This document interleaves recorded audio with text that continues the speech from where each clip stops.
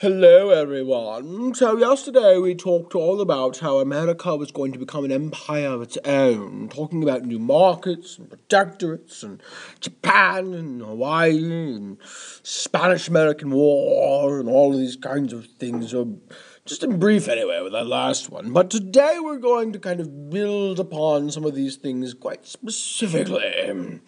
And I want to take a look here, if you can see up here on the right-hand corner, I want to take a look here at this concept of militaristic imperialism, how America itself uses its military might to make itself a bit more of an empire. So that's the plan anyway. Let's see how well we do, shall we?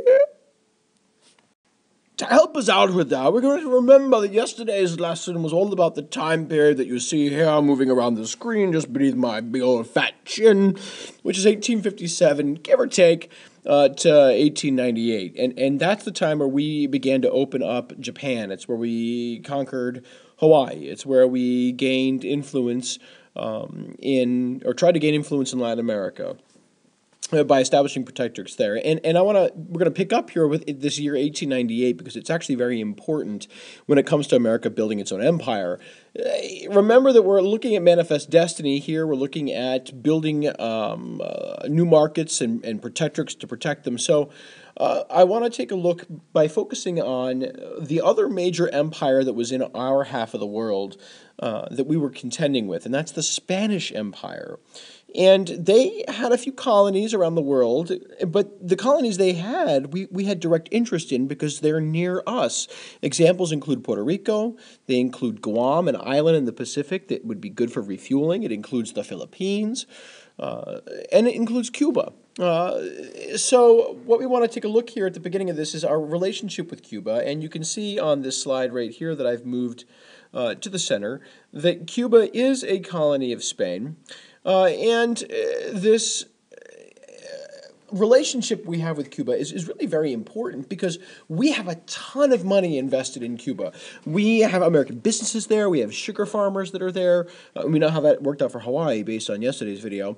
We have a lot of industry going there, a lot of mining operations going there. So we have a ton of money invested in Cuba. But we don't own that. And so we're not guaranteed getting that profit back to us. We're not guaranteed at selling those goods there, right? We've got investments there, but we're not able to totally get full control over that market. So what we're going to do here is look for ways to support Cuba. And the Spanish rule of Cuba is brutal. It is absolutely brutal. Very few rights for the Spanish.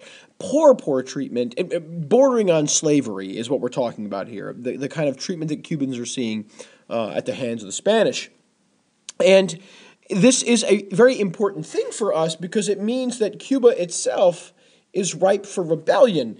And when you're looking for militaristic imperialism, you want to be opportunistic. You want to try and find some sort of opportunity that presents itself that you're then able to take advantage of.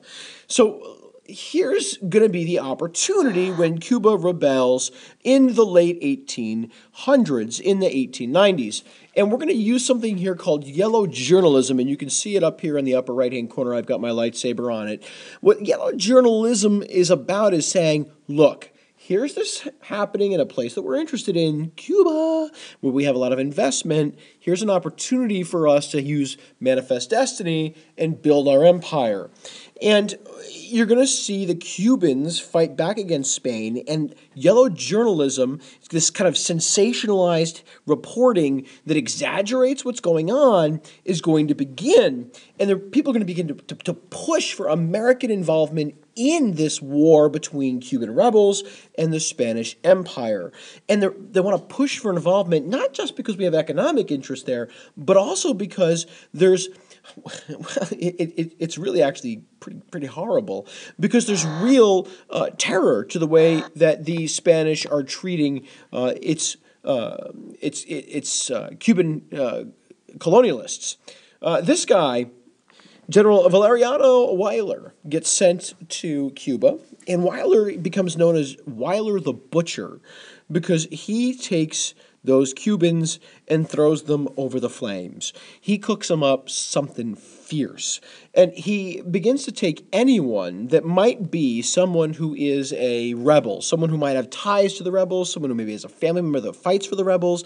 He's going to take them out of the farms, he's going to take them out of the fields, and he's going to lock them up so that they're not able to actually support the rebel cause. And he locks them up in something he calls a reconcentration camp. Did you hear that word? Reconcentration. He takes them from where they are concentrated in their villages, towns, and homes, and he reconcentrates them someplace else. A prison. A prison where there's no food, terrible sanitation, a prison where you end up with pictures like those that you see here on the screen. Pictures that you've probably seen before when we take a look at concentration camps in World War II. Hitler didn't come up with this idea first. The Spanish did. And these reconcentration camps are terrible.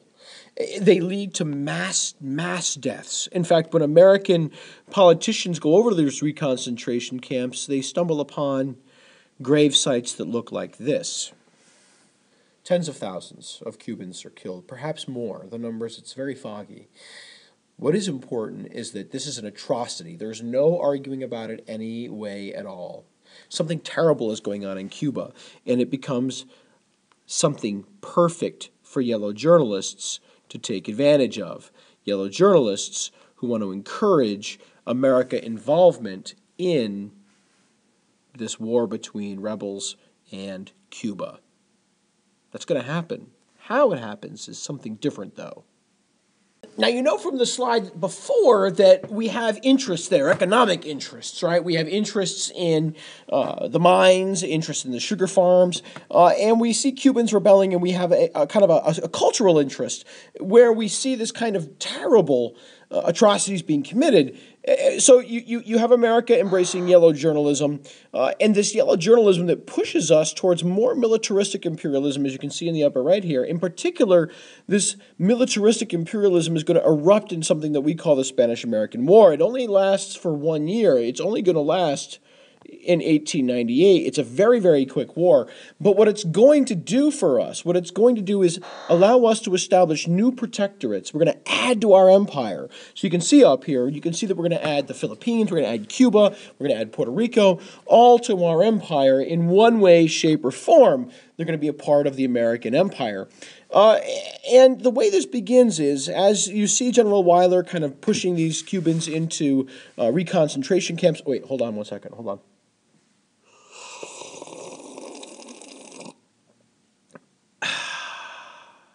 As you see him pushing these Cubans into reconcentration camps, you're going to see America will say, well, you know what, we're going to send a ship down there. We're going to send this ship right here. This is the USS Maine. We're going to send that ship down to the capital of Cuba, a place called Havana, and we're going to make sure it protects Americans and American interests there. We don't want any one of these people in Spain, the Spanish army, kind of hurting our American interests or our American people. And America has a ship down there, and on February 15th of 1898, something fishy happens. There's a big explosion on the Maine. Boom! The Maine explodes. Nobody knows why. People think that it might be a Spanish mine. No one, even to this day, knows. But what we do know is that the ship is in a war zone where the Spanish have mines, and it goes kabooming. Why it goes up isn't really the concern of too many people. The fact is the ship now looks like that right down there. And that right down there that it looks like, that's not so hot. So Americans are going to really begin to pressure this guy over here on the right, this guy called William McKinley, our president at the time. They're going to pressure him to go to war. They're going to say, Boss McKinley, we need to get out there. We need to go to war. It's going to take a little bit for America to actually agree to go to war, but we are. We're going to declare war on the Spanish, and we're going to start the Spanish-American War. And it goes ridiculously well for us. If you had to be like, how well can a war go? Can it go really, really well? This is probably top 5 best gone wars in all time, because the Spanish military is great at fighting Cuban rebels that it can lock up in prison and not feed and starve them all to death, but it's really bad at fighting a conventional war. Its army terribly prepared. Its Navy, atrociously prepared. They are ineffective. They are ill prepared. As a result, America is able to launch attacks all over the world. Over here, Cuba, Puerto Rico, we launch attacks. On the other side of the world, over here, Philippines, we launch attacks at the same time. And Spain's like, I don't know what to do with myself. They're not able to attack or respond as well. We have volunteers from all over the country, including future President Teddy Roosevelt, leading volunteer units. His was called the Rough Riders, into combat across the Caribbean, across the Pacific. And the leading cause of death for Americans in this war, it's not gunfire. It's not artillery. It's not ships being sunk. It's food poisoning and disease. That kills more Americans than the enemy does. That's how good this war goes. I mean, don't misunderstand me. The living conditions are atrocious. You go try living in a jungle and fighting in a jungle in the middle of the freaking summer, okay? You tell me how that works out for you when it's 1,000 degrees and you have no refrigerator. How's your food going to hold up then? Not so good, I bet. So Americans do have a tough time with sanitation and disease, but ultimately they are going to win this war, and they're going to do so handily.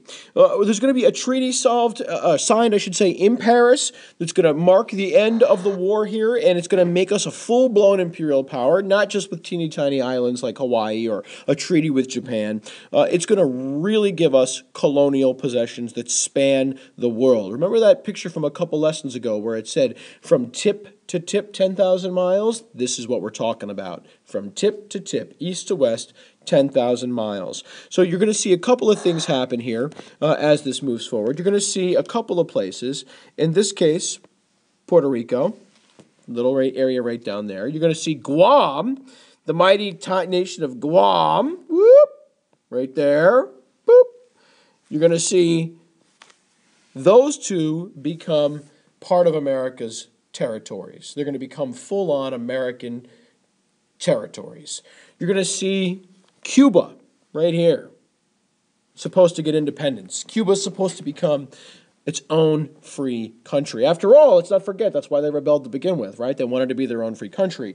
So we have three big regions of the Spanish Empire decided what's going to happen to them. The question is, what's going to happen to the Philippines, this last big colony once owned by the Spanish?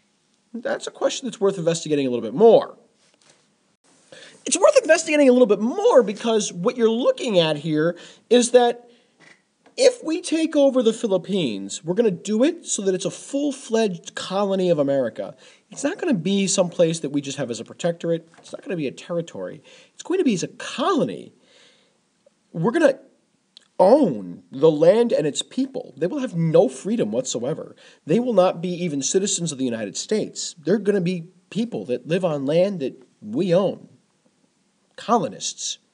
That's not who we're supposed to be. You can see from this slide right here that contradicts fundamental principles of the United States. I mean, the bedrock principle, right? Hello, America was a colony of that king over there in Britain, and we said, we don't really want to be a colonist. We deserve to be free. Liberty, justice, freedom, democracy, all those cool stuff. And now we just wage a war against Spain, and the question is, will we do to the Philippines what we didn't want done to ourselves? Now, there's an economic issue as well, which is that, those immigrants, Filipinos, might work for cheaper than Americans, but the real issue at the core of it is whether or not this is what it means to be an American. Or should it be something else? Now, the counterpoint of view to this, right? The counterpoint of view here is that America needs an empire. She's got to sell her goods that she's producing in the Second Industrial Revolution. She's got to compete with the rest of the world that has colonies and territories all over the place.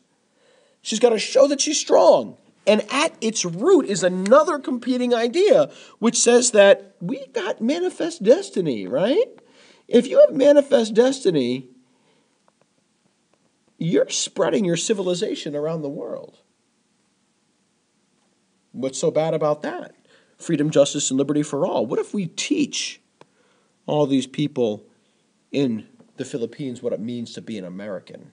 what it means to really have freedom, what it means to really embrace liberty and justice. That competing idea is going to win out, and we are, in fact, going to claim the Philippines. Yeah, we're going to buy it, actually. Get that, folks. We're going to buy the Philippines for $20 million. We're going to get access to new markets. We're going to get ports for our military. We're going to have influence in Asia. That's a big deal. But we just bought people. We bought them for $20 million. When you buy people, that's called slavery. We just bought an entire country's worth of people for 20 mil. Now, we do give Cuba its independence. Yay! But not so fast. We make them sign the Platt Amendment. This is a part of their constitution, and it says that Cuba's a protectorate. We say, Cuba, you can be free. But the only reason that you're fully free is because of America. So if you want to stay free, well, then you have to do what we tell you to do. Full-on protectorate status. So for Puerto Rico, well, Puerto Rico, they, they're going to become a territory, part of our empire. It's not an independent country.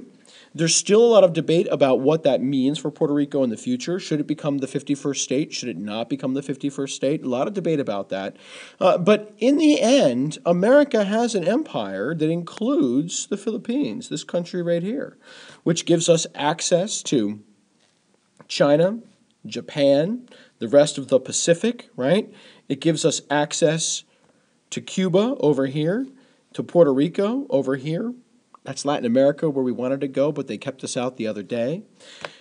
When you're really done with this, what you end up with is an American empire that spans across the globe. And this is only the beginning, baby. One last footnote to history, and then we'll be done here. Take a look at this. The Filipinos rebel.